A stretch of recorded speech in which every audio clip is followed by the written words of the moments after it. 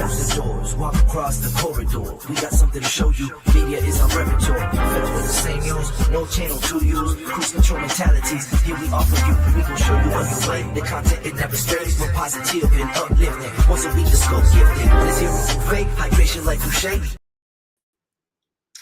What is going on, everyone? Welcome to another week of Mediascope, all things media, tech, and pop culture. I'm happy to be with you. I was on last week, but it was a special thing I did only on Instagram because it was the ending of the Fundable Founders, the Pharrell Williams Fundable Founders program I was in. So I was live from Miami. So you didn't get to see me on all the other platforms, but if you happen to be watching on Instagram, you probably did see me. So I already see some people filing in, and let me introduce myself. My name is Tachi, media professor, filmmaker, media content producer, also a journalist. I'm here just about every week because of you guys, and we have a really special show tonight. I'm so excited because I have the bomb panel. Listen, if my mother didn't teach me anything else, she taught me how to put people together. So I have a bomb panel of wonderful people, and we're going to discuss the life and the work of Malcolm Jamal-Warner. But before we do that, make sure that you are watching us every week. We're here on Fridays around 8 p.m.-ish, somewhere between 8 p.m. and 8:30. Today, we had a panelist who had some technical difficulties, so that's what we were dealing with today. So somewhere between that, and we're on all these all these wonderful platforms you see here,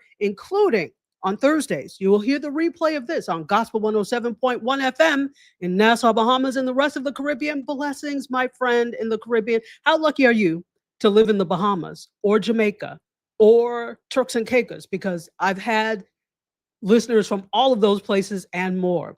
And guess what? Maybe you're watching us over on the tubing of the U. Why would you not be liked and subscribed? That just doesn't make any good sense. So I would love for you to like and subscribe because we appreciate you. This way you'll get notified whenever, hit the bell so you can get notified whenever we go live, whenever we have new videos, which is quite often, I should say. And we have already got some what is it called? Comments.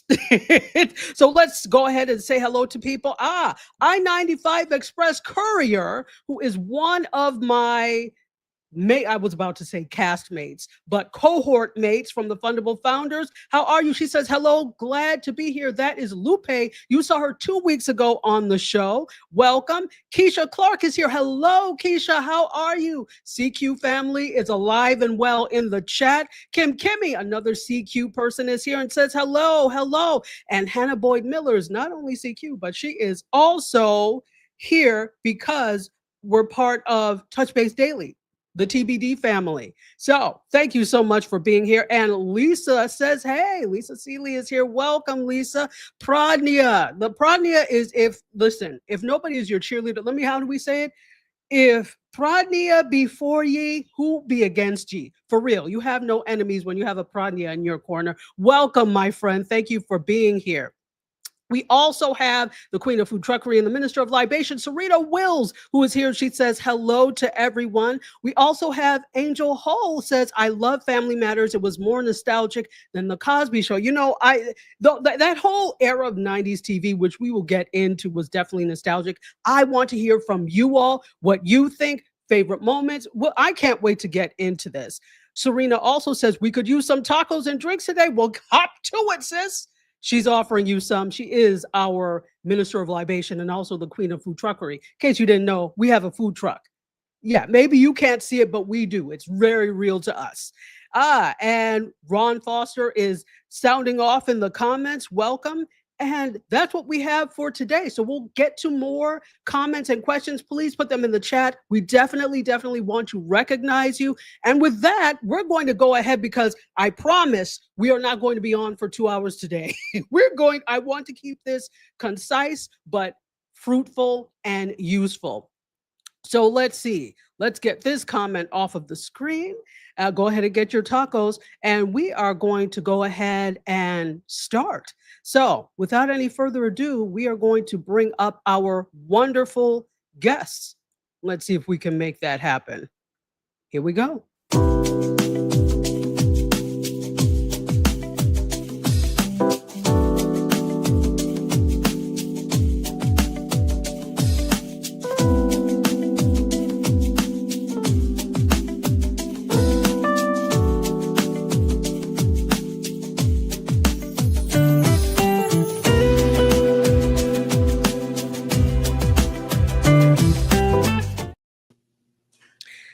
Wonderful guests. How be ye? How are you all?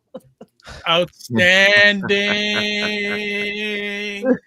Good, good, good. It is wonderful to have all of you here. I know all of these people, I have a lot of favorite people, but some of these are like my favorite favorites. I am so honored that you all said yes. I gave you a couple of days notice and you all hopped to it. Now we are missing our good friend Tony Lassane. He was supposed to be on, but he was having technical difficulties like right before. So he sends his regards, and hopefully we'll get to have him on next time. He is the head of an entertainment company here in South Florida. So it would have been great to hear him. And if you are in the chat, Tony, go ahead and chime in because you are still part of the panel, even if you're not up here. What we're going to do is I'm sure many of us know some of you, but some of us don't. So why don't we go ahead and get started with our introductions? I'd like to start with Shawana Kennedy Media. Go ahead. Hello, Dr. Tachi, and to each of you. I am Shawana Kennedy, the Video Productions Director for Kennedy Media, where we help you be seen, be paid, and known for your brilliance. Also, hey, I'm one of the fortunate ones that I not only have one show, but I have two shows on Indie Soup Media Network with, our lovely host, Dr. Tachi, where it's all things you first, that's self-care, mental well-being, personal development, and empowerment. And then that's followed up back-to-back on Monday nights, Eastern Standard Time at 7:30 by C-Suite, a CEO Chat, where I get to host some amazing entrepreneurs and business owners, multiple 6 and 7 figures from all over the globe, where we talk about the good, the bad, and sometimes ugly of what it look and feel like to be a CEO. So yeah, that's just a little bit about me, but I can't wait to get into this conversation tonight. And we're happy to have you here. And next up is going to be the man of the hour himself, Dr. Vibe. Go ahead. What is up, family? Dr. Vibe here from Toronto, Canada. And I've hosted and produced over 6,000 online shows, two-time Canadian Ethnic Media Association Award winner. I also co-host and co-produce the only online show in the world for dads, fathers, and male caregivers that is sponsored by Dove Men Plus Care. And since 2020, we've reached out directly and indirectly to over 400,000 dads, fathers, and male caregivers around the world. And as always, I'd like to say you're blessed, highly favored, a magnet for miracles, solution for someone's problem. And I'm excited to be here. And I have content once in a while on this platform, but it's not about me. It's all about us, family. I'm excited to be here. Let's go. Let's go indeed. And next up on the docket, we have someone who I haven't seen in a while, and I'm so glad she said yes to being here. Dr. Alicia, go ahead and, let's take him down first and go ahead and introduce yourself, please. He's on mute. I think you are muted, my dear. I missed you, Dr. Tachi. I missed you too, my dear. Happy to be here today. My name is Alicia Watkins. I am a social work college professor. That's my full-time job. I teach in the Masters of Social Work program at my home institution in Illinois. And I'm also a therapist. I have my own practice, coaching with Dr. Alicia. And I work with couples. I work with individuals for healing, for wellness. And I'm happy to be here today. Wow. Well, we're happy to have you here today. And we'll follow Dr. Alicia up with another man of the hour, Ron Lewis. Show yourself. Hello, everyone. My name is Ron Foster, and I am a professional published photographer based here in New York City. I'm photographed all over in different parts of the world and here in New York City. I also have an amazing podcast and community called Touch Base Daily. We meet every day at 11 o'clock here Eastern time. And it's a great community of wonderful people that get together. We talk about politics. We talk about photography. We talk about a lot of stuff. And but most of all, we are a strong community. And that's what it's all about, building a community. And that's what we do. All that is very nice, but do you all peep the view of New York City directly behind him? Oh, and this is my view. He just casually says it. He said, look at the sunset. How lucky are we? It's a beautiful backdrop for a beautiful person. Thank you so much for being here. And finally, last but not least, we've got Gwendolyn G.R. Houston Jack the Third Robinson. No, just kidding. Go ahead. It is Gwendolyn G.R. Houston Jack. I go by G. I am the the creator, the podcaster, the career coach with a twist. We do all the things, and luxury family photographer. That is that. And I too have, is it 4 shows on Indecent Media? I talk. It's 4. It's 4 I'm a shows. soapbox queen. So we have Let's Wine a Little.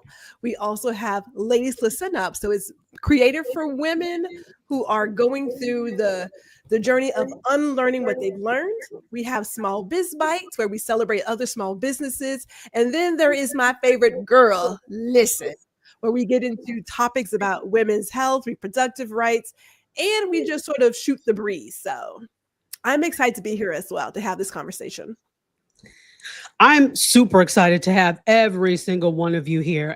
This is going to be an amazing conversation, and so we'll get right into it. I want to start a little bit. First of all, condolences, in case anybody happens to be watching, condolences to his family. This is something that's really hard. And this was, I want to share something. This was interesting because I don't consider myself someone that generally has parasocial relationships with characters on television. Mhm. I'm a TV addict, okay? I am a media addict, hence why I teach what I teach, hence why I study what I studied, hence why I do what I do. But I've never really got into these parasocial relationships with characters. I never really, and I hadn't thought that this was really that this would have an effect on me. First of all, who expected it? But when it happened, I was at the dentist and I happened to look at my phone and I said, oh, and I never gasp over things like that. I don't.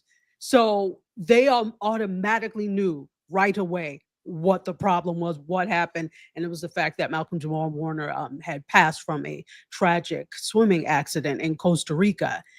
I didn't realize until this moment how much it felt like a piece of my childhood was gone. So anybody can answer this. What was the moment like for you? What were the feelings when you found out that he had passed? It was really like, wow, for me, like, wow, because it's always a shocker. Nobody likes death. But when you're not expecting it and it comes and catches us by surprise, not God, but catches us by surprise, it really can knock you off your feet. I do recall, and I know my phone was ringing. My husband ran in my office and he was like, Shawana, look what happened. And of course, on social media, because of what I get to do, it immediately was on every thread. And so it really did. It caused one pause to think about his family, his life. But yeah, it really did. It kind of put a crazy feeling in the pit of my stomach. That's honestly, that's how I felt. Wow. Anybody else? How were you feeling when you heard about this? It was definitely it really hit to the core. I'm like you, Dr. Tachi. I'm not celebrity driven. I'm not someone that follows after folks like that. But this was really, it hit home. And I remember my cousin put it in the family chat, and I was like, "Wait, is this a joke?" I thought it was a joke at first, and then I obviously, I had go into my Google and I started searching, and I went to Wikipedia, and they had already posted it on Wikipedia, and I was like, "This is for real." Then I did I had to do my sourcing, and it really touched my heart. I was just like blown away. It again, like some folks have said, it was like a piece of your youth or I just started college when I was looking at the Cosby Show, but also the Cosby Show meant so much to me.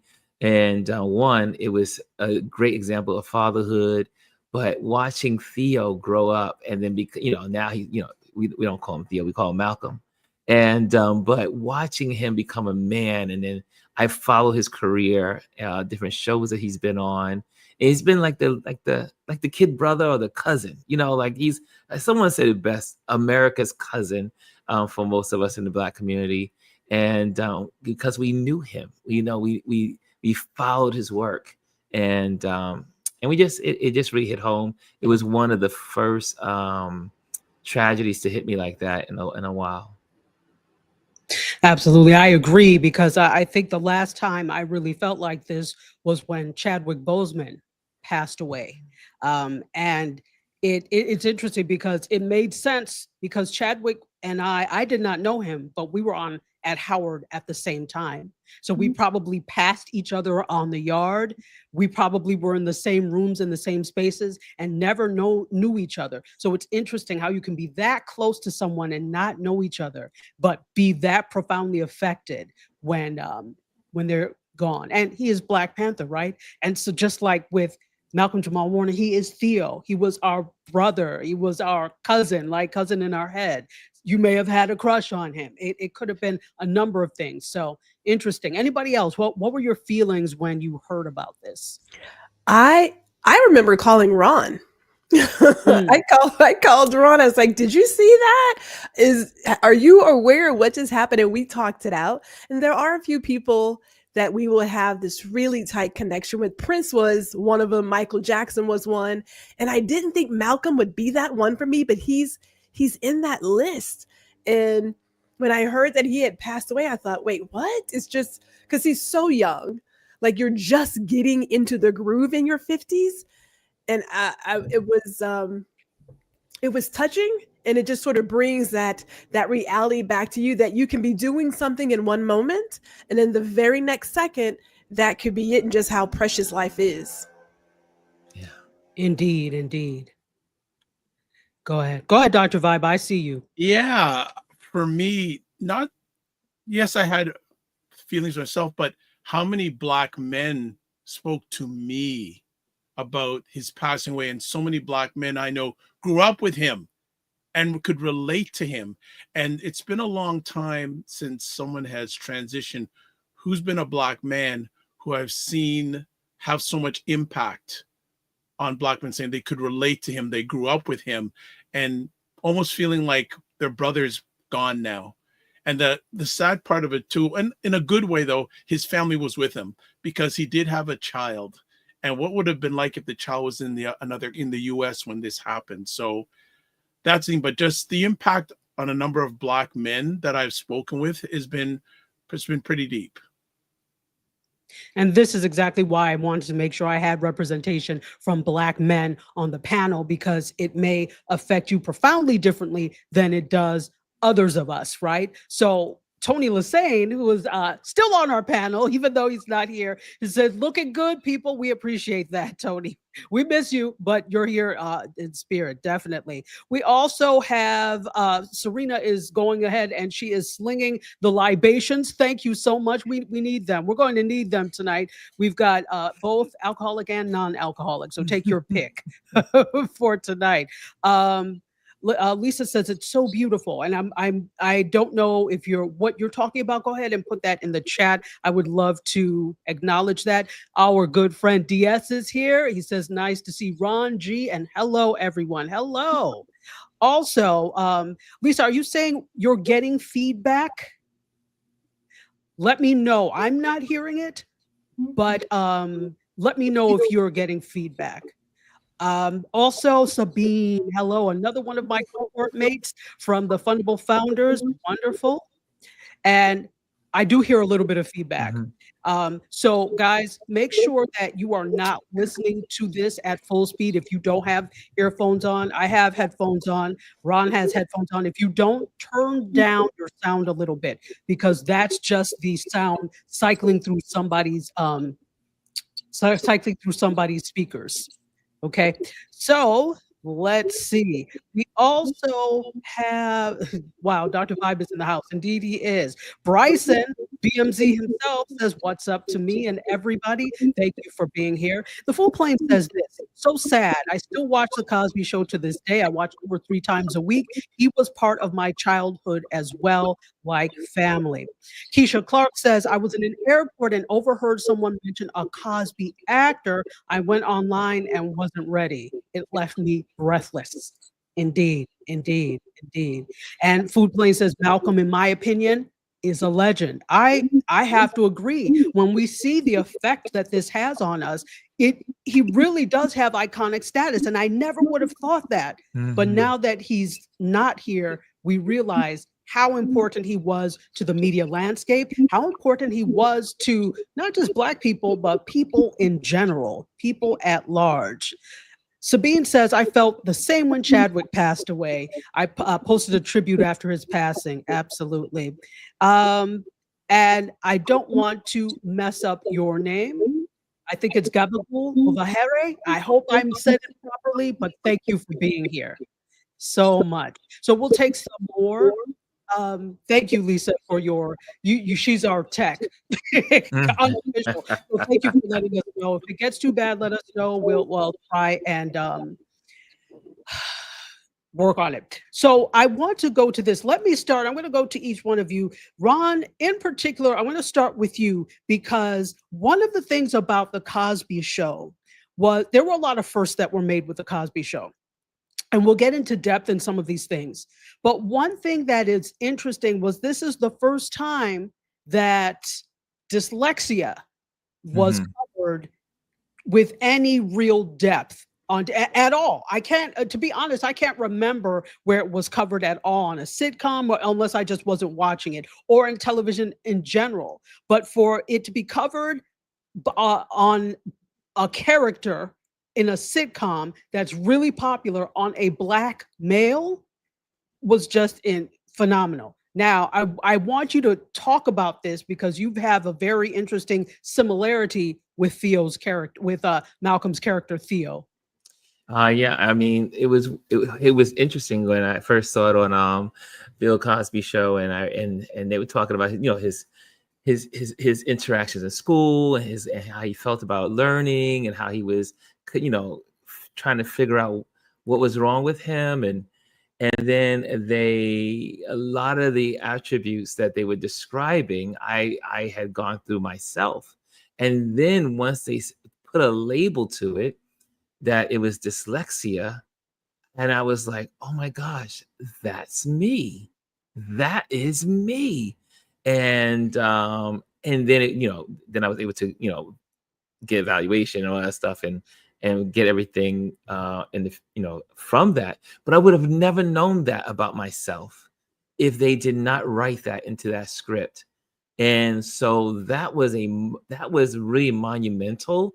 I was in my first year of college, I think, around that time, and maybe my second year of college, and it finally made sense. It was, I'm in the midst of moving and everything, and I went through my old report cards, and I was like, wow. And I saw these trend lines going through of what teachers were saying about me.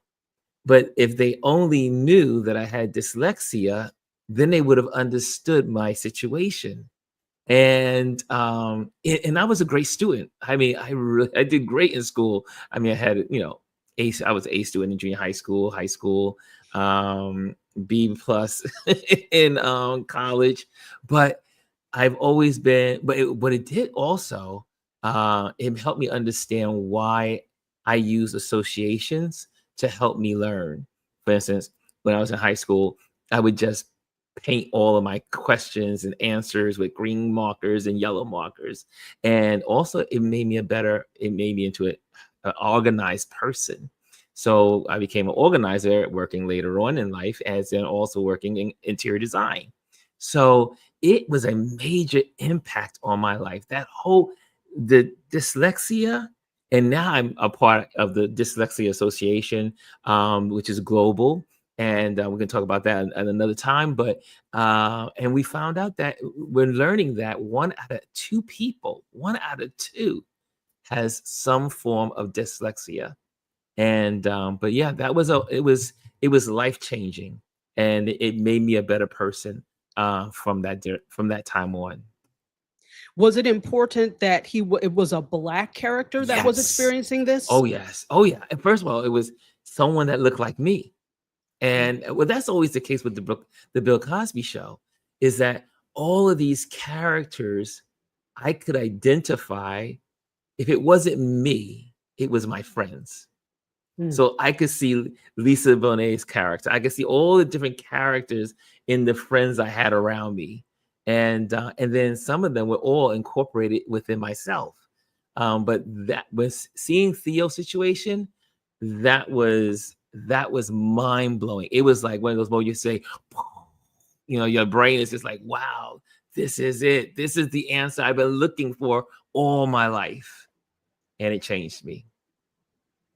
Fantastic. And I think it's not lost on us, I'm sure, that this is the first time you had an ensemble cast, a Black ensemble cast that was showing affluence, that was putting an importance on college. Another thing that was, I went to an HBCU, so they always made sure to have some type of something in the background that denoted culture. So I think it was very important in that sense. Dr. Alicia, because you are Dr. Alicia, I really want you to speak. There's something that you posted the other day, and we'll come back to these conversation pieces, but I really want to hit on that. As Malcolm, the actor, and Malcolm, the person, you had a post up about the traumatic response that could possibly happen with the daughter because of seeing this. Could you talk a little bit more about that, please?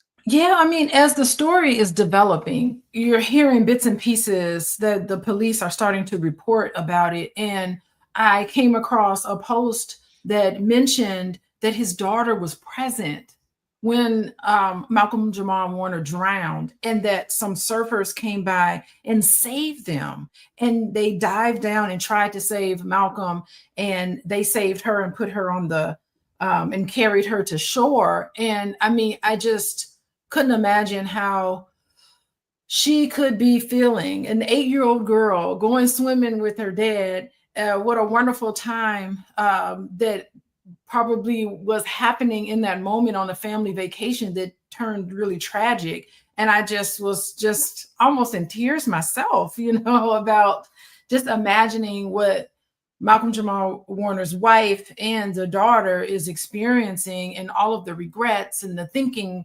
that happens when you have this complicated grief. Because complicated grief is what happens when it's it's kind of an unusual way of somebody passing on.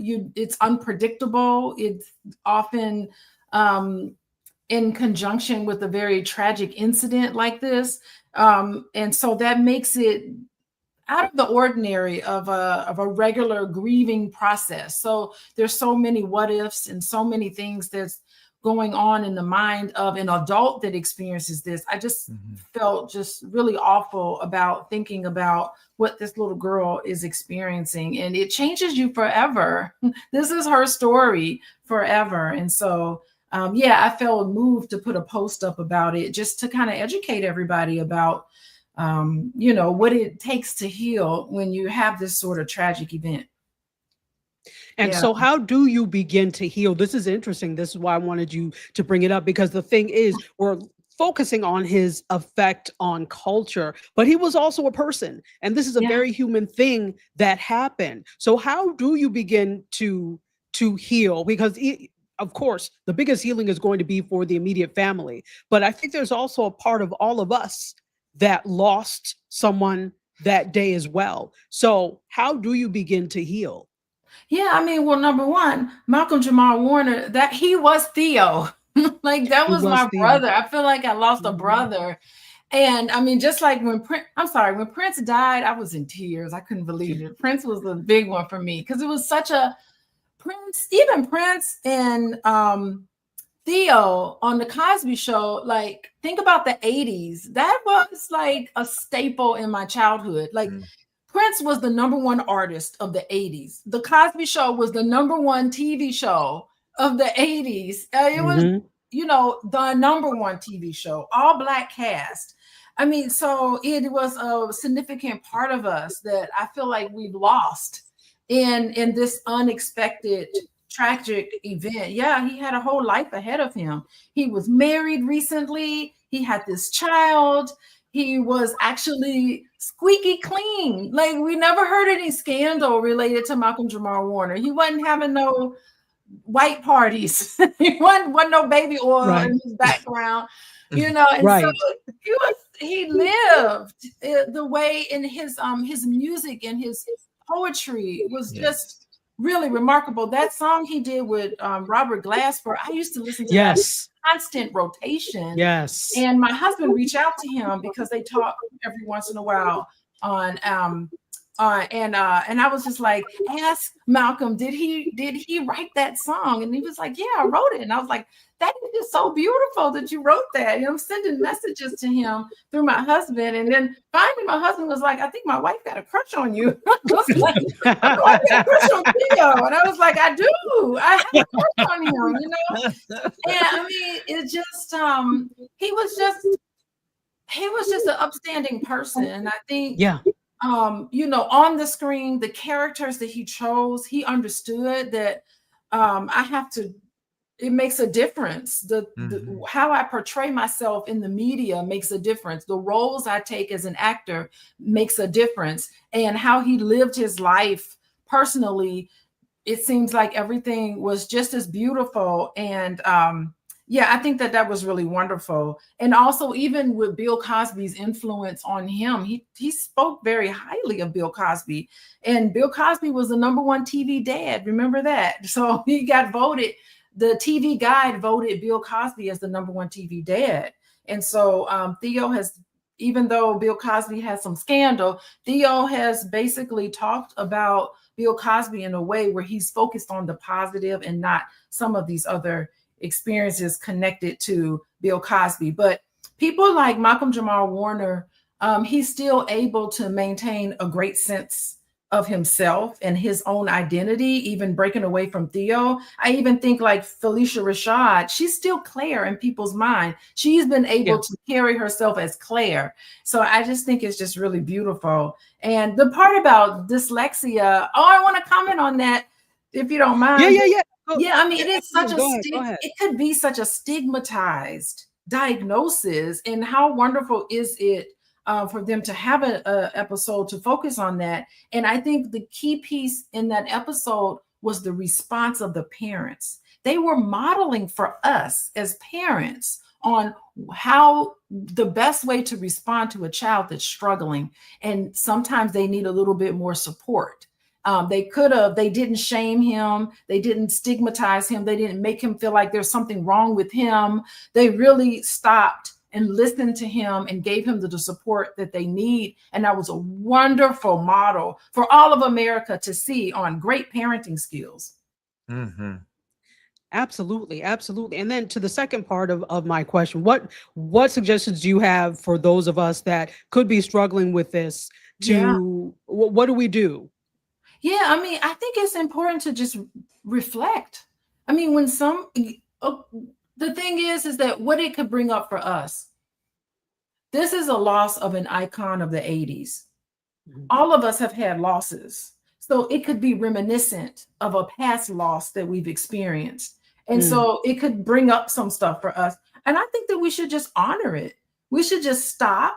We should pause. We should have conversations like this and take time to just dig into how we feel and connect it. Explore the range of feelings that you have about a loss. Loss is terrible. It's, you know, no matter, even if it's a loss that's anticipated, it's nothing prepares you for something that's important to you. So, you know, children who have lost a parent, it could be coming up. Some things could be coming up for you in that way as well. But I think that there's no way to bring that person back and just get into the reality of the fact that we have to honor people's memories. We have to remind ourselves that life is very precious and it can be taken away from you. I mean, the undertow of a vacation could be a significant change in the life of an entire family, like the Warner family. And so I think it just reminds us to live our life to the fullest. Live our life to the fullest, because you never know when it's your turn to go. Amen. Live your life to the fullest. So I'm going to, when I do this little break. We're going to come back, and I've got a question for our soul Canadian on the panel, Dr. Vibe. But first, I want to say hello to everyone. If you are just joining us, welcome into the fold. This is Mediascope, all things media, tech, and pop culture. We are here every week around 8-ish, and we've got a great panel for you today. This is a special I hate when you guys remember with different strokes. It's like a very special different strokes. I hated that because your mother or somebody was always there. But this is actually a very special Mediascope. We're talking about the life and work of Malcolm Jamal-Warner. And so thank you for being here. All the information is here below. Make sure that you come back. If this is your first time, you are now part of the Mediascope Massive. Welcome. Make sure you like and subscribe if you're watching us over on the tubing of the U or YouTubing. Who am I? I'm Dr. Tachi, media professor, filmmaker, media content producer, also a journalist. And I'm here with these fantastic individuals that are next to me or behind me. They'll come up in just a moment. I do want to take some comments. Cass says his poetry was awesome. It was truly phenomenal. And you could tell it came from heart and soul, definitely. Also, Keisha says, be inside of the grief collectively. Miss Elise is here. Hello, Miss Elise. Welcome. And she says, exactly. And the food plane says, yes, it's not the years in your life that matters as much as the life in your years. That makes it that the years in your life as much as the life in your years. Absolutely. 100%. Felicia, hello. Fifi says Malcolm transcended childhood stardom elegantly. I have to 100% agree, and we will talk about that transition shortly. And Miss Elise says Malcolm had developed such an amazing voice. Absolutely. Pradnia says, I waited until he grew up to have a crush on him. Well, he just aged like, he was a boy, then he became a man, so I could see where that came from. Okay, somebody, that's a favorite moment. And you know what? I would love for you all to put your favorite moment. It does not have to be the Cosby Show, although that may be what you're most familiar with, but from any of the shows that he was on, anything that he did, do you have favorite moments? Let me know. Put them in the chat because I'd love to honor him by reading out those favorite moments. We already have one. I love this one too. Dance Mania was my favorite. Also, when the men got pregnant, as food played.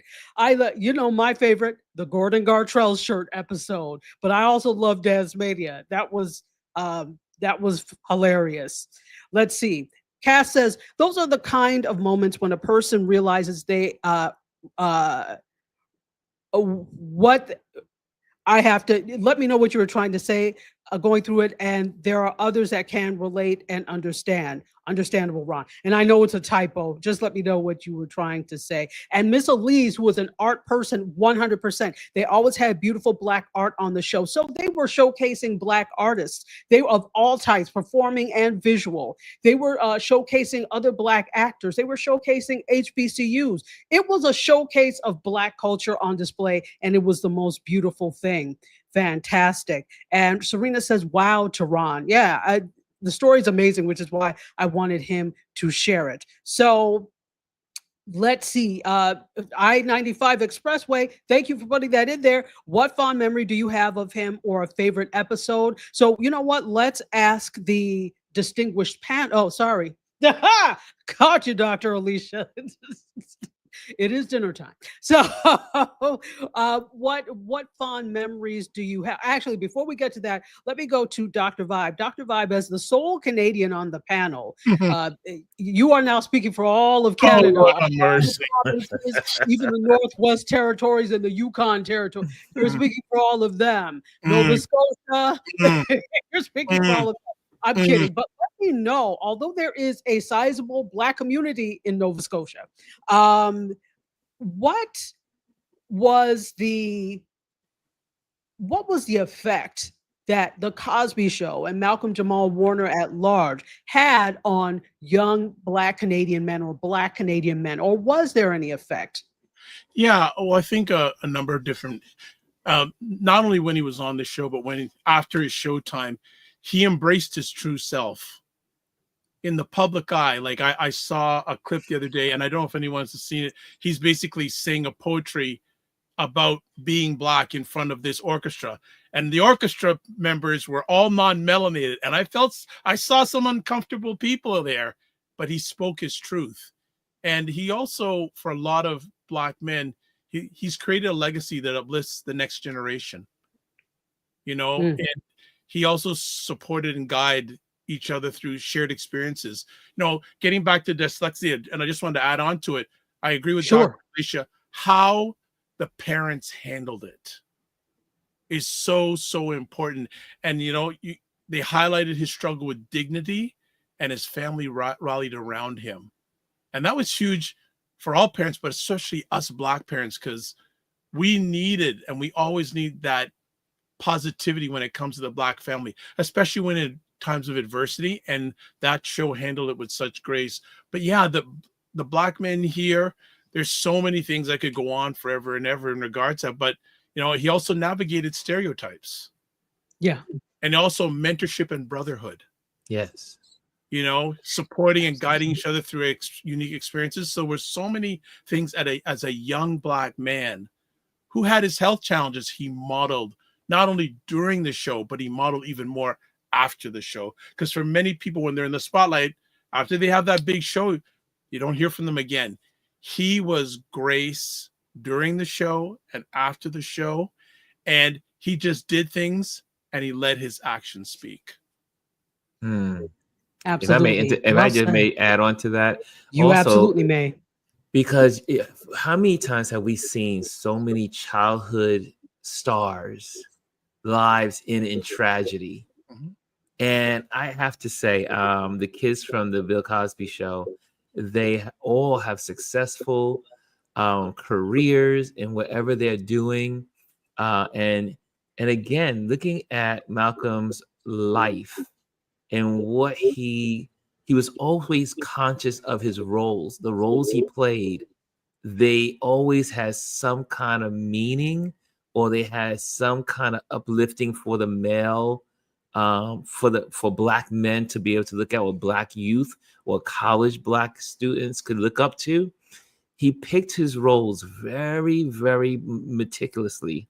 And so those are the things I think of really also that really impact a lot of us, especially we dudes. We look at his life and say, wow, this is an amazing gentleman. And we watched him grow up. Indeed, we watched him grow up. I do want to, before I go on, back to the dyslexia thing for a moment. If you recall, there in that episode where he found out exactly what it was, he said to his parents, all this time, you have been blaming me, thinking I'm lazy, etc., but it was this all along. And to your point about how they rallied around him with that, often, listen, we all know Black parents are not wrong. So instead of, they don't apologize. Instead of apologizing, they're like, there's food in the kitchen, right? So to actually own up to the mistakes that they made, it really said parents are not perfect. They try, they just want the best for you. They try. So I love the fact that he called them out. Listen, no, you said I was lazy. You're blaming me for this. And that is so real, because parents often will blame you for whatever without knowing what and it's not necessarily the parents' fault. It's society that puts in place, this is the way things should be. And if you don't meet up to this, something is wrong with you. So instead of investigating what the issue could be, we automatically put it on the child or automatically put it on the person. So I loved to see that, where there was this realization, oh yeah, we did blame him for that. We're sorry. Oh yeah. I love to see that. Absolutely. Absolutely. Gwendolyn, I want to come around to you, and then I'm going to come around to Shawana, and then we'll take some more comments. I'm really wondering the effect that Malcolm Jamal Warner had on you, either from, let's take it, for example, from the Cosby Show perspective, when he played Theo. What did that do for a young Black girl growing up in Texas to see that type of representation? Oh man, you read my mind, Dr. Tachi.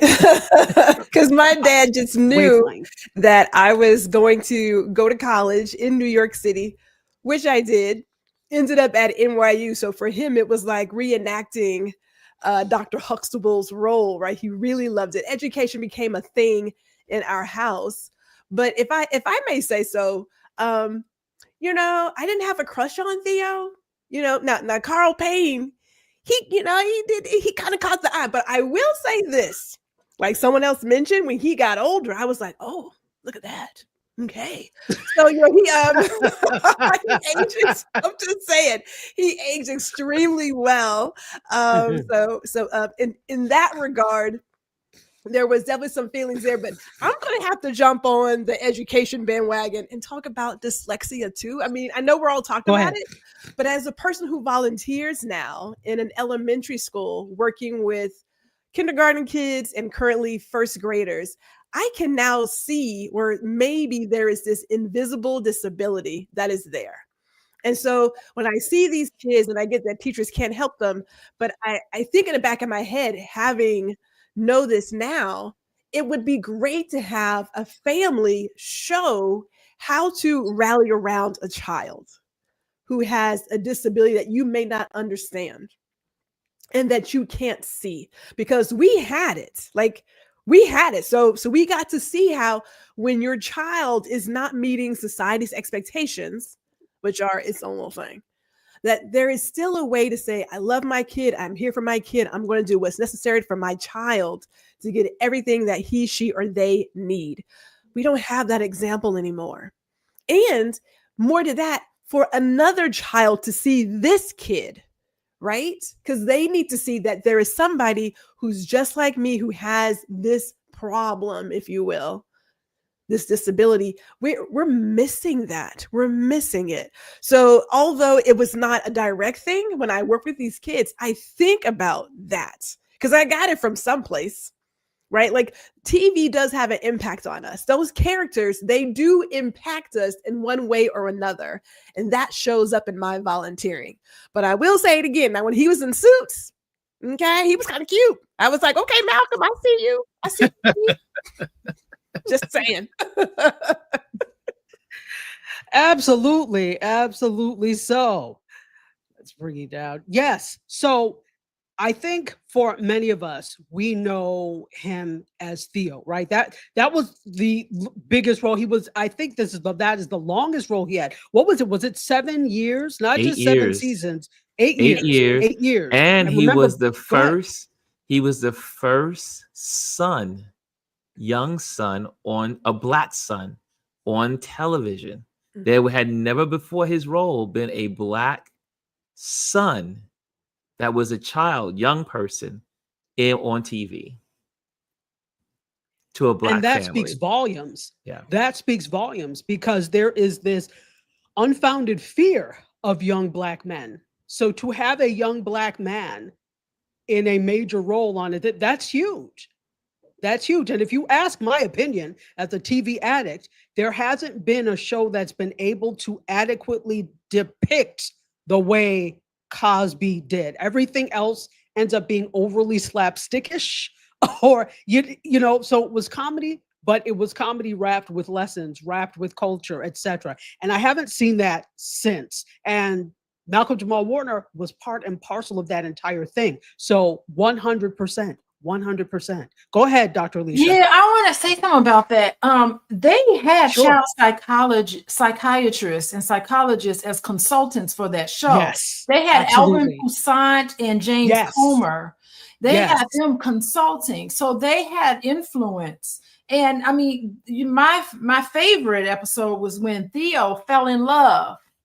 He fell in love with Justine. Yes. And I think like that is something we rarely could see, like a young black kid falling in love with a woman and then having his heart broken and how he dealt with it. And, you know, it was like really beautiful. He later on, I think, started dating her in real life.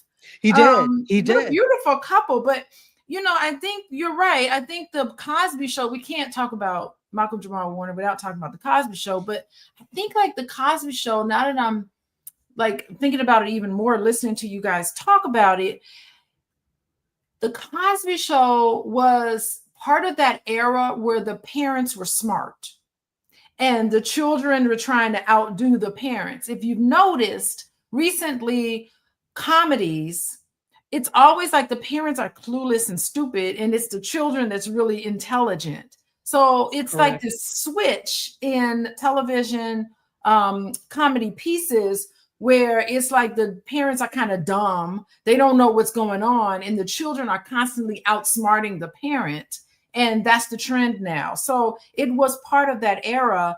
And, you know, people did make fun of this show about it being elitist, and that, you know, Theodore Huxtable, like, what kind of name is that? It was almost like people thought they were just this bougie family that doesn't represent Black people. And Black people are like, hold on, we come in all colors, shapes, sizes, and socioeconomic status, you know? So it's like, no, this is who we are. There's tens and thousands of families that live like this. So it was something no one had ever seen before. But I remember like just his name, Theo. Well, I don't know his full name on that show, but it was something that Theodore Aloysius Huxtable. Aloysius Huxtable. Like it was very like boule-ish, you know, as if this kind of education. Very Jack and Jill, yes. Jack and Jill. And it was just a part of us that was very real to me and a lot of other people that I knew. We didn't have to be in Good Times, you know, we didn't have to be in the projects, you know. There's also us who are doctors and lawyers, and that needed to be shown as well. Oh, absolutely. I think that this is a big point, that for the first time, I mean, if we're talking about Cosby as an institution, you saw a family that was not afraid of having money, could never. Here's the thing that got me. You mentioned Good Times. As much as I loved Good Times, they could never get out of the ghetto. They were this close, and then something pulled them back in to Cabrini Green. I was like, oh, come on. Like when Velma was getting married to the football player, and then he tripped, and then he couldn't play. I was like, come on, you just want them to stay poor writers, don't you? But that was always the thing. I mean, save the Jeffersons came along and they were upwardly mobile. However, it was wrapped with so much comedy. As much as I love the Jeffersons, it was wrapped in a lot of slapstick and a lot of comedy. So it was almost as if you couldn't take the fact that they were upwardly mobile seriously. This was the first time that you could seriously take that. And let's say that not every family, just like not every family was the Cosbys, not every family was the Evans family either. So I saw a lot of Cosby type families. And for people to say that that wasn't realistic for me, am I not a human? So I think we, even ourselves as Black people, we put ourselves in boxes so tight that we refuse to see that as something that could be our reality. So great point. Did anybody else want to mention Actually, I want to say real quick, because go ahead. Because you actually mentioned Good Times. The one thing that I do recall is, and it was on their way of ending the series, is when they finally showed that it looked like everybody was doing well, right? If my memory served me, JJ was off doing his art, and they waited till the series, after all of those years were about to be done, when they did say everybody is really literally about to make it out of the ghetto. And so when you said that, it just recalled, like, wait a minute, how did they tie that in a bow when they ended it? Right? They did show that you can come from down the way. So I'm glad. I mean, it took them forever and 1,000 years to do that, but they did eventually do that. And it brings me back even to thinking about Theo's character and all of the things that they did. Even thinking about, when you think about young men, right, and peer bonding and friendship, it's like being able to look at him and Cockroach. I don't want to mix up the two. His best friend, Cockroach. Yeah, okay. You know who else I was Carl thinking Payne. about? Yep. Yeah. Thinking about them in brotherhood, that was one of the first signs of seeing brotherhood. It was one of the first signs of, because I do have a son. I have 2 daughters and a son. So even looking at this and even watching the reruns with my children, because of course that was during the time when I was, much younger, but then because they did the reruns so often, watching that again with my own children, it's like they took this opportunity to touch on issues that you wouldn't typically hear. And so I applaud, minus the other scandal, I have to applaud Bill Cosby and the writers and everyone for the amazing job that they did to bring out a lot of issues that just were not being discussed, especially in that era. And when I think about it being a generational gap, all the way from Gen X, Gen Z, A, B, C, D, E, F, G, there was something that we all can still learn, even if you watched a rerun. You can see where they had fun, they had their issues. And I'm pretty sure people, if you had a large family, you would then say, which one of those family members am I most alike? Right. And because I'm a creative, it's like, who did I see parts of myself in? I believe at some point, if you really watch it, it's like, who am I like? Or do I just like them because they're feisty, or because they're shy, or because they're curious?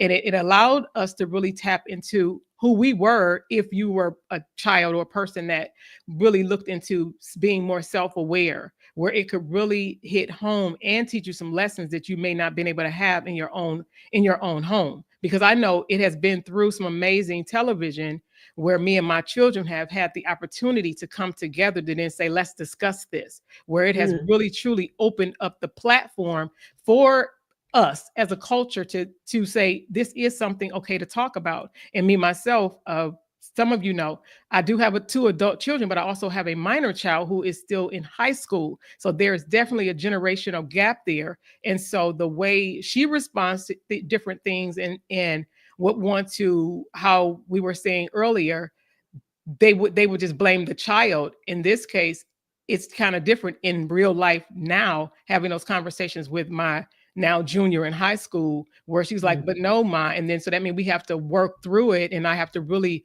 listen at the things that she's saying, because they are coming from a different lens. And a lot of times, sometimes we don't know what we don't know. So I just appreciate what they did with that whole series, that whole sitcom, and what he did to represent Black young men and even older men beyond that television show. Yeah. Excellent. Thank you so very much for that. Let's take some comments and questions. And remember, audience, you are part of this conversation as well. We'd love to have your questions if you have anything that you want to bring out, but definitely loving the comments. So we have Shawana had said Malcolm Jamal was used as an example to give so many different life lessons. Indeed. And Lisa Seeley says, yes, for me, it was a trigger thinking of his wife and daughter after losing their husband and dad. Unfortunately, I know that feeling. It's off. Yeah. And I thought about that, Lisa. So I'm sure that it means something very different to you. Definitely. Ryan O'Neill Knight is here, the co-host of the Morning Vibe. Hello, Ryan, all the way from Toronto, Ontario. Welcome. Thank you for being here. And G says that she loved his episode on Suits. Which episode, G, are you talking about? Okay, so this is when Mike Ross. You got quiet, so this must be good. Right. Mike Ross went to he was in prison. And so he was the guy trying to help Mike Ross come to terms with his foolishness. And so, in so many ways, he was the he was like one of the warden people, he was the people who work with the inmates to see if they could be rehabilitated. And so they had this back and forth, and there was a lot of great conversation there, talking about self-awareness and being honest and the whole 9 yards. And the man was looking buff, so I watched for all kinds of reasons, but it was a good sure. It's a good episode. That's all I'm gonna say. Okay. On Suits. And then Ryan says, I loved him on The Resident, but the financial expenses example was my favorite. Interesting. He had, I don't know if you all saw, and I lost it, but on Key and Peele, he was a guest one time, and he did this whole Black Republican skit with them. It's hilarious. I'll have to send it around, but he did that. So he did a lot of different things. We know him and think about him as Theo on the Cosby Show, but he did so many other things in addition to directing, in addition to the poetry, and it just his art felt real. It didn't feel forced, like I'm doing this because I need to make money because I'm an actor. And this is it. Every single thing he did had thought and purpose. At least it came off that way. Sabine says her favorite moment was when he learned about adult. Oh, yes. That was a good one. That was a good episode where he was in the real world apartments, and they listen, they came up with some. That is one of my favorites as well. Let's see. The Food Plant says jazz was showcased as well as the importance of education. Indeed. Let's see. So Bryson said that he saw him on Sons of Anarchy on FX and a couple of episodes, 911 on ABC, indeed, and the last episodes of him. Exactly. Yes. Sir Benjamin, hello. Go ahead, Dr. Patrick. I just want to add some more things about him on the Cosby Show. So him as Theo was a game changer for a lot of young boys. Because before Theo, was rare to see, as Ron mentioned, it was rare to see a young Black man on TV who was just allowed to be himself. Yeah. Smart, but not perfect. Funny, but not a stereotype. And loved and supported by his family, but also challenged by them. He was also facing regular issues, school, peer pressure, learning differences, growing pains. But the difference was he was allowed to be vulnerable. Well, let me ask this of all of you. This is a great point, but it feels like you are only allowed to be vulnerable in certain spaces. So do you think it's a result of his character having some affluence around him, being in places, in schools where there were other people like him, where it wasn't taboo to be yourself? Do you think that I would say yes. Because our environment is a big key. I really would, because if you don't give your kids the space, if you don't give them the space to know that their voice is important and that they can express themselves, that's why we find out stuff much later. And one of the things that I learned too, I always grant my mother grace because I'm the second oldest of 5. And I always remember to grant my mother some grace because I know that she was only doing the best that she could, especially during the time that she had me. She was the second oldest of 17. My grandmother had 17 children. Wow. And so to know that me being a mom, having 3 children, it's just, I wanted to make sure that my children knew that I was a safe place for them. So those are things that I always kept in mind. That's why we took opportunities, television, to look at what was happening on those shows like that, to then see if there was an open door when children don't know how to talk about something, to where maybe we discuss it after the episode is over. Absolutely. Great point. Thank you for that. So I think, let me get to some more of these. Sir Benjamin said that the highlight was what HBCU sweat top would Dr. Cosby wear.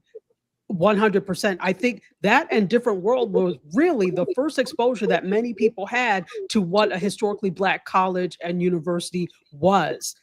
Those 2 shows and School Days, I'm telling you, those 3 pieces of media unilaterally had the effect of making so many people choose HBCU.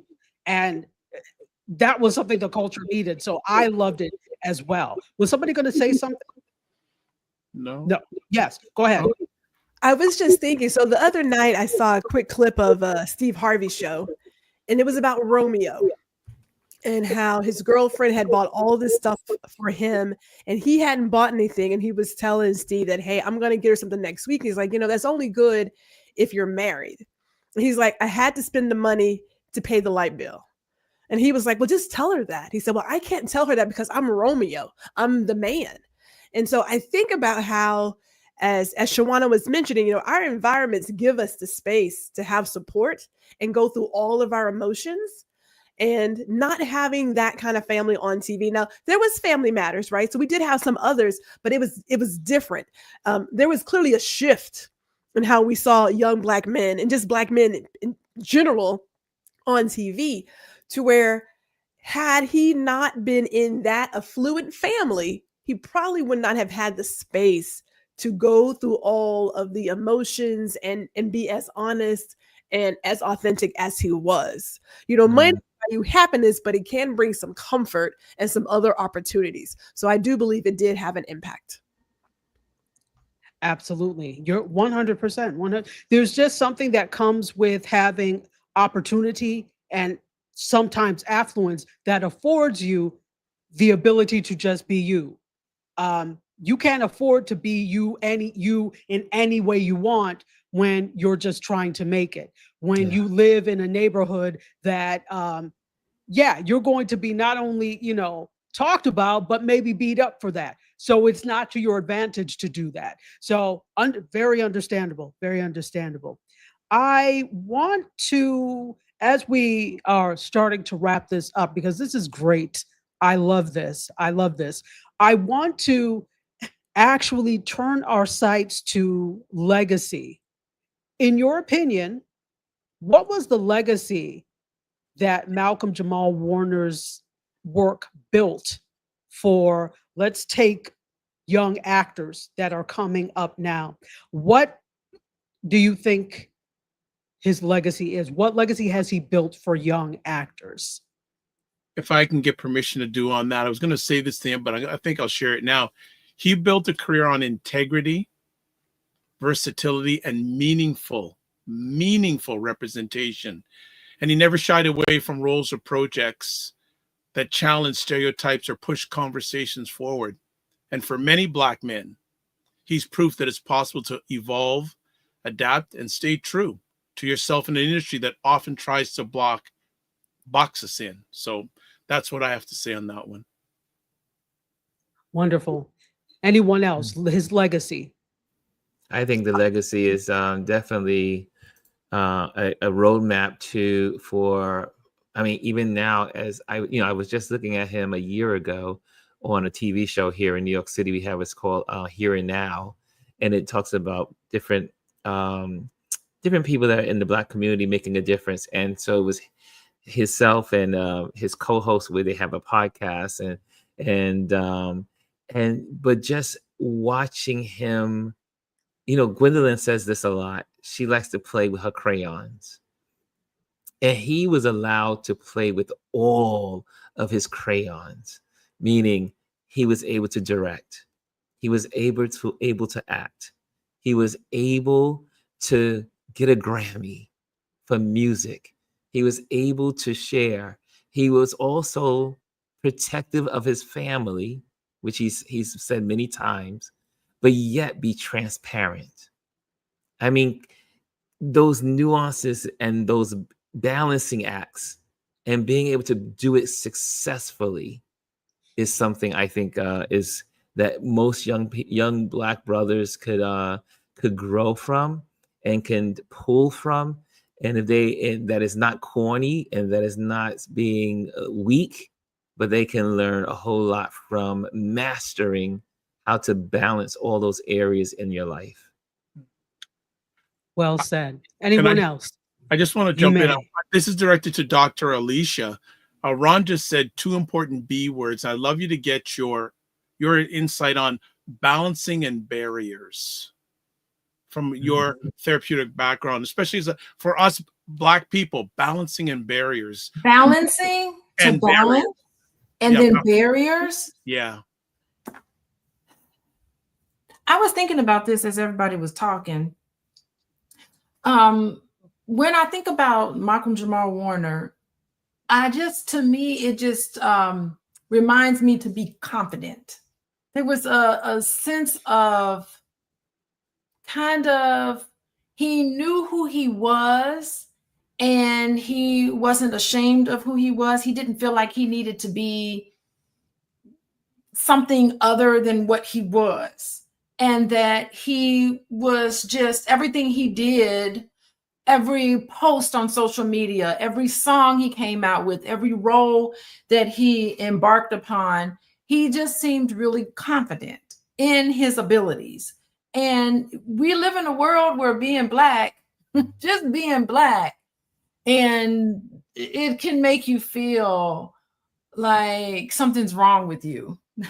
But we can all kind of look to him and think, oh, this is a man that didn't really feel like he needed to be chasing women. He created a song that was reflective of himself and not get on the bandwagon of what was trending at the time. He just seemed, I don't know, he just seemed to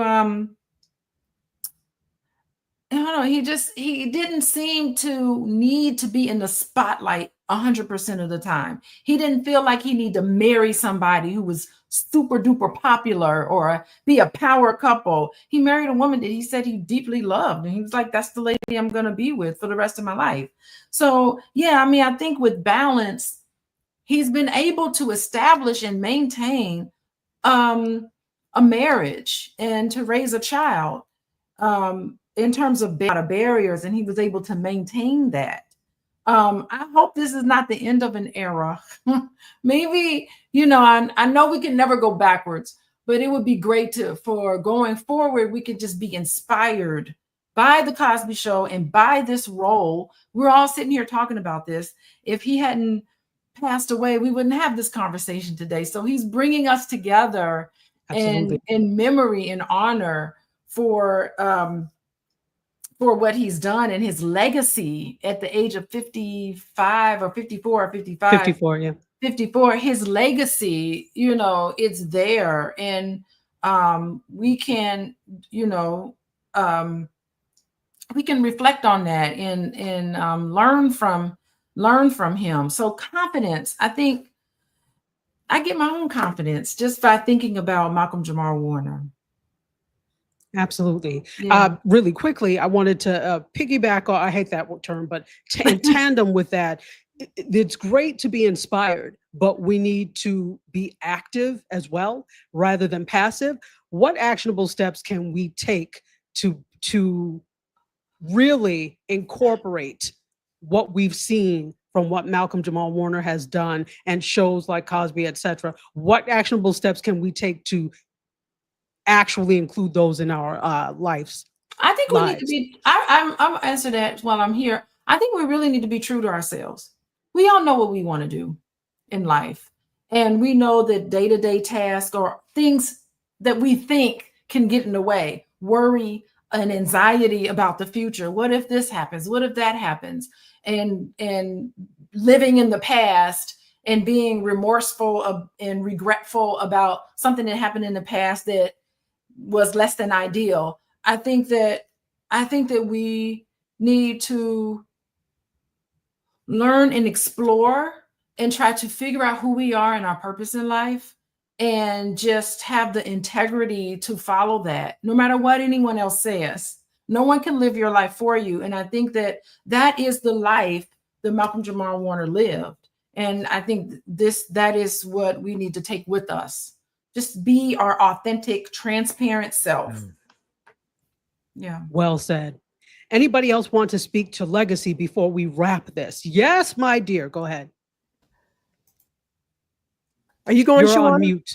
Go ahead. Look, myself or Gwendolyn? You pick. Flip a coin. Okay.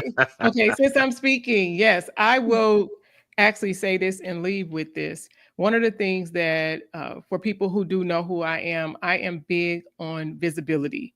And in this regards, what we're doing right now is video visibility. The thing I think about when I think about Malcolm Jamal Warner is, as it relates to legacy, his legacy will continue to echo, right? The fame will fade. A lot of the things that we do will fade, but legacy is supposed to be an echo. And because of what he has done in his life, I know him, like so many that have gone on before him, his life will not be forgotten. What it is that we should be about our business with being more visible, to be seen, be heard, and known for our brilliance. And for a few of us, we do and are benefited by the bonus of actually being paid for what we get to do. And so we can look to him and stick our chests out with pride, for me, and just say, well done, right? If this was a good book, well done, thy good and faithful servant, because he lived a life that people will talk about from now to eternity. And that's why we have to, because no man know the day nor the hour.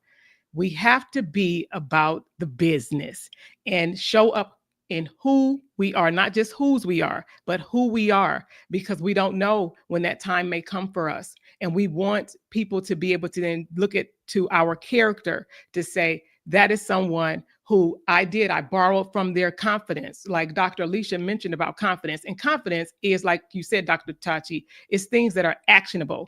Confidence is something that is built. You can borrow mine, you can feel my energy, and you can say, oh, I like that, I like him, I like her. But what can we do today that our future self will thank us for, and that our legacies will echo as well? So we honor the life of Malcolm Jamal Warner. Amen. Hear, hear. Before we talk to Miss Gwendolyn, I would like to put up your information. I should have been doing this all along. If you want to get in touch with Shawana, she is Shawana Kennedy of Kennedy Media. This is her website. She's KennedyMediaLLC.com. And she is I am Shawana K on Instagram and other social platforms. So I'm going to have to go through everybody and do this. All right. Go ahead, Miss Gwendolyn. Well, here's my part of it, and I'll add on to what Ron shared. I do believe in playing with all the crayons. So when I think about Malcolm, the one thing I take as a creative, and we are all creative, is that we are creating our legacy. A number of us are not going to get the limelight, but there will be just as many people at our homegoing service or our celebration when we leave this earth after we have done our purpose, when we have finished our job. So for each of us who are here, two things I believe that are actionable, and I had this chat with Miss Elise just the other day. One, keep creating what you're creating, because I believe the good Lord made all of us creative. We have a lot of different paths, and our purpose is to go out and share our genius. So I do believe in that. But the second part is, if there is any one person who has ever in any shape or form impacted you, we should give them those flowers today. We should just go ahead and say, you know what? Thank you for creating this podcast. Thank you for writing that book. Thank you for giving this post. Thank you for that cool cup, whatever it is, because a lot of us don't get to hear how we have impacted someone. I am sure the people who know Malcolm have shared that. I remember his interview on The View, and Raven Simone shared how he impacted her. So sometimes we get to hear that thank you, and a lot of times we don't. But since we're in this moment and we're fully aware of what's going on, then why not keep creating? Because that is your legacy, is how you live forever. But then also tell the other people who have impacted you how they've impacted you, and tell them thank you. And please keep doing what you're doing, because it's changing my life. It has left an impact. A good number of us are the unsung heroes.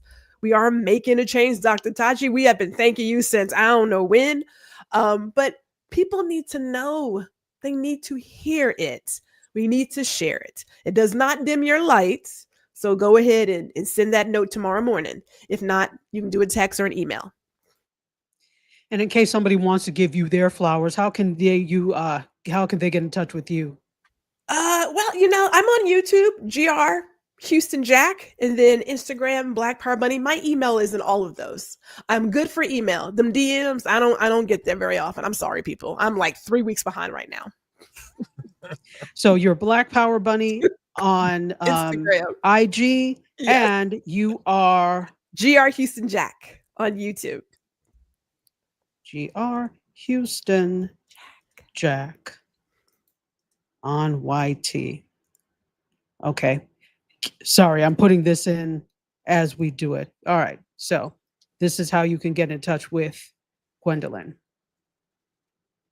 So make sure you get at her. If she does a lot of different things. So if you want to work with a photographer, if you want some career coaching, life coaching, if you just want somebody that's awesome, to get in contact with her. Fantastic. Thank you. So now let's go over to Ron. Ron, final words and how people can get in touch with you. Well, my final words is that again, um, when this happened this week with Malcolm, it reiterated, it kind of solidified, it really cemented in the direction of where I'm going. Uh, and I like to encourage people that are older, people that are 50 plus, and that it is not the end.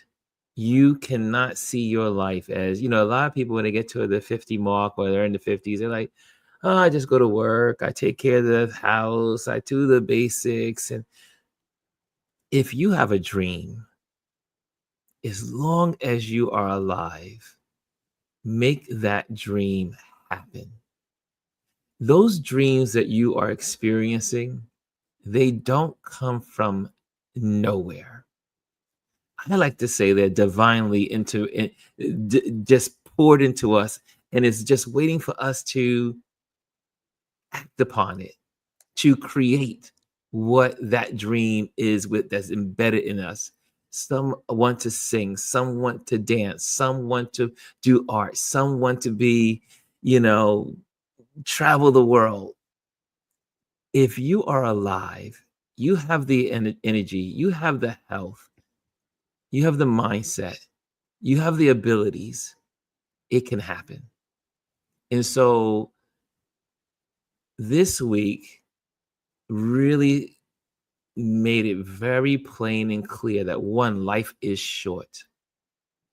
And in the Black community, and I'm going to use, obviously there's many people that are watching, but we in the Black community, especially in the media, for us to do podcasting or people that are in hip hop, we've seen a lot of fame. I'm not even going to use the word famous, but popular people pass away over the last 5 years. And we're like, wait a minute, they're so young. How is this possible? How is this happening? They're so young. I would say let's use this as a catalyst. One, take care of ourselves. Two, to make sure we live each day with purpose. You only have each day we wake up is today I will live with purpose. And whatever that purpose may be, you know that purpose. You know why you're here. And I have one of my friends that says, I don't know why I'm here. I say, oh, come on. There's a lot of good things that you do. Dig deep. Look into yourself. Look inside yourself and say, wait a minute. I like doing this. You will discover a wealth of who you are. But anyway, I'll let it in there. But life is short. Live your best life now. And don't be afraid to start today. It's never too late to make your dreams come true. And where can you find me? You can find me at Ron Lewis Photos on all platforms. TikTok, Instagram, YouTube, all those places. And so look me up at Ron Lewis Photos on IG and also YouTube and all the other platforms. And I do go into my DMs. So if you want to reach out to me, you have questions, you want, hey Ron, how can I do this? And you see something that I'm doing that may inspire you. I love sharing. So make sure you reach out to me, talk to me, DM, slide into my DMs, as they say, and I will definitely get back to you. The doors of the church are open. Dr. Alicia, we didn't put your information up. How can people, final words, and how can people reach you? You can reach me at Coaching with Dr. Alicia. That's my website if you want to contact me. You can also follow me on Instagram at Coaching with Dr. Alicia. I'm on TikTok. I am on YouTube, all things social media, Coaching with Dr. Alicia. Final words is Ashe to Malcolm Jamal-Warner. Great, wonderful man, great legacy he's leaving behind. Condolences to his family. I hope, I don't know. Who knows what people in his family, if they've been listening to any of the comments and the pouring of sentiment. I hope that they get a whiff of what we've been talking about, and that they feel encouraged and they can find some strength and can get through this, where they can get to a place of acceptance. It's going to be a process. Everybody grieves in their own different way, but we hope that they are comforted by just not only our video, but there's been just, hundreds and hundreds of videos that have been, and pictures and condolences, and I hope that it gets to them. Yeah. Amen. Dr. Vibe, we did not get your info. So final words, and how can we reach you? Well, first of all, rest in power, Malcolm. And I can only speak for myself. You have challenged me to be better, because you always challenge yourself to be better. Also, I'm going to pick up on two quick things that were said by our friends here tonight. One thing with Ron, Dr. Tachi, you and I have a very good friend, Mario Armstrong. And one of the things that he says is dreams don't have an expiry date. One thing. And Gwendolyn, in regards to saying special things to people, this will be 30 seconds. A few years ago, I met a gentleman named Robert Leung. And one of the first things he said to me is something about a living eulogy. And I said, Robert, what do you mean? Living eulogy? That doesn't make sense. And he said, don't you realize, Dr. Vibe, a lot of times people say the best they want to say about someone when they've transitioned.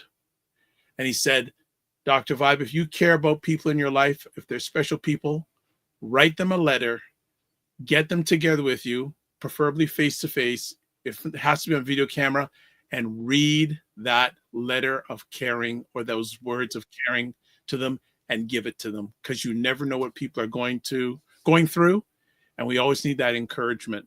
And then finally, if you want to get a hold of me, a number of years ago, people said, Dr. Vibe, you're Google-licious. So just put the DR. Yeah, there we go. That's it. So I'm Google-licious. So that's the way I want to end it off. But thank you so much, Dr. Tachi, for bringing us all together in this celebration of a great Black man who needs to be celebrated when he was alive. And I think he's still alive. We just have to carry on the legacy. Be well and keep the faith. Fantastic. You all are absolutely fantastic. Thank you for humoring me anytime I come up with a cockamamie idea in 2 seconds, and you all always say yes. I would be remiss if I did not do a pom-pom cheers for Shawana, who just celebrated her birthday. I won't say what chapter you celebrated, but she just celebrated her birthday, but you won't believe it. I'm not ashamed. I'm not one of those people. I'm not ashamed of my age. Okay. You can say it if you want, because you're not going to tell people I told how old you were. Oh. So, yes. So she just celebrated chapter 57. Everybody wish Shawana a very happy birthday.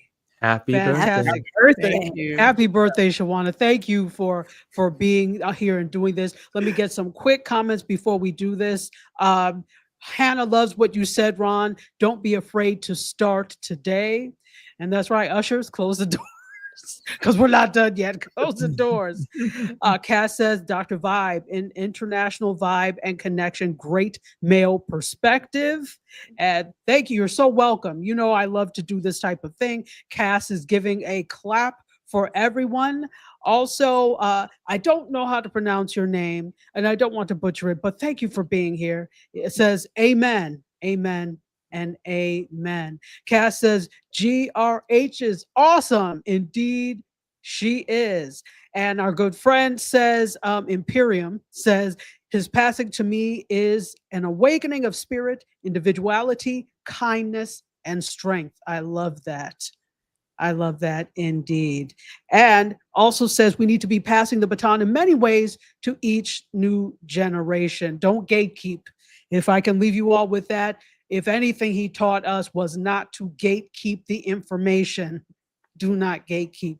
because information only remains information if it's shared. Otherwise, it's lost. And if we want our culture to continue, we've got to share the information and pass it down 100%. So thank you so much, Sir Benjamin. He'll take his last. Sir Benjamin says Malcolm Jamal Warner stayed true to being a Black teen growing up, becoming a Black man, setting an example of what character, integrity, calmness, kept his personal life private, and be successful. So was an example of that. And Elise says he also demonstrated a level of fearlessness. This is why I love the Mediascope audience, because the gems that are dropped, and you all have dropped gems as well. This was a Friday night well spent. Rest well, Brother Malcolm. We will miss you, but your legacy lives on, and we will do our best to make you proud. So with that, thank you all so much for being here.